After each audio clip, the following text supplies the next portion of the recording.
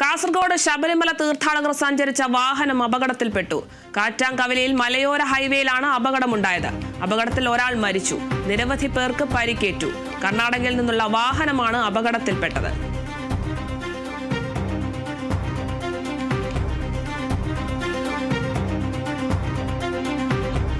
കാസർഗോഡാണ് സംഭവം ഉണ്ടായിരിക്കുന്നത്. ശബരിമല തീർത്ഥാടകർ സഞ്ചരിച്ച വാഹനമാണ് ഇത്തരത്തിൽ അപകടത്തിൽപ്പെട്ടിരിക്കുന്നത്. കാസർഗോഡാണ് ഇത്തരത്തിൽ അപകടമുണ്ടായിരിക്കുന്നത്. കാറ്റാംകവലിയിലെ മലയോര ഹൈവേയിലാണ് അപകടമുണ്ടായത്. അപകടത്തിൽ ഒരാൾ മരിച്ചിട്ടുണ്ട്, നിരവധി പേർക്ക് പരിക്കേറ്റിട്ടുണ്ട് എന്നുള്ള വാർത്തയാണ് ഇപ്പോൾ ലഭിക്കുന്നത്. കർണാടകയിൽ നിന്നുള്ള വാഹനമാണ് അപകടത്തിൽപ്പെട്ടിരിക്കുന്നത്. കാസർഗോഡാണ് ഇത്തരത്തിൽ ശബരിമല തീർത്ഥാടകർ സഞ്ചരിച്ച വാഹനം അപകടത്തിൽപ്പെട്ടിരിക്കുന്നത്.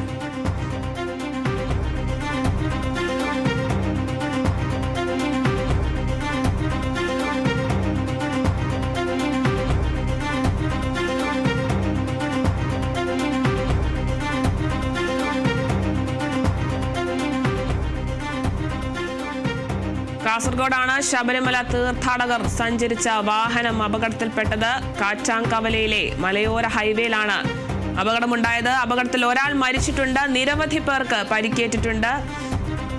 ബസ് മറിഞ്ഞാണ് ഒരു മരണം സംഭവിച്ചിരിക്കുന്നത്. കർണാടകയിൽ നിന്നുള്ള വാഹനമാണ് അപകടത്തിൽപ്പെട്ടത്. വിവരങ്ങളുമായി ജോസഫ് അഗസ്റ്റിൻ ചേരുന്നു. ജോസഫ്, ശബരിമല തീർത്ഥാടകർ സഞ്ചരിച്ച വാഹനമാണ് അപകടത്തിൽപ്പെട്ടിട്ടുള്ളത്. അപകടത്തിൽപ്പെട്ട പരിക്കേറ്റവരുടെ കൂടുതൽ വിവരങ്ങൾ ലഭ്യമാണോ? എന്തൊക്കെയാണ് കൂടുതൽ വിവരങ്ങൾ? അരുണിമ, അല്പസമയം മുമ്പാണ് കാസർഗോഡ് കാറ്റാങ്കവലയിൽ മലയോര ഹൈവേയിലെ അപകടമുണ്ടായത്. കർണാടകയിൽ നിന്ന് ശബരിമലയിലേക്ക് തീർത്ഥാടനം പോവുകയായിരുന്ന 48 പേരടങ്ങുന്ന സംഘം സഞ്ചരിച്ച ബസ്സാണ് അപകടത്തിൽപ്പെട്ടത്. ഇത്തരത്തിൽ മലയോര ഹൈവേയിൽ വലിയ വളവുകളുള്ള ഇടത്ത് ഇത്തരത്തിൽ വാഹനം നിയന്ത്രണം വിട്ട് മറിയുകയായിരുന്നു. ഈ വാഹനം 3 തവണ മലക്കം മറിഞ്ഞാണ് ഈ അപകടമുണ്ടായതെന്നാണ് ലഭിക്കുന്ന വിവരം. എന്തായാലും ഈ വാഹനത്തിൽ 48 പേരുണ്ടായിരുന്നു. ഇതിൽ ഈ 48ഓളം പേർക്ക് തന്നെ പരിക്കേറ്റു. ഇതിൽ 5 പേരുടെ നില അതീവ ഗുരുതരമായി തന്നെ തുടരുകയാണ്.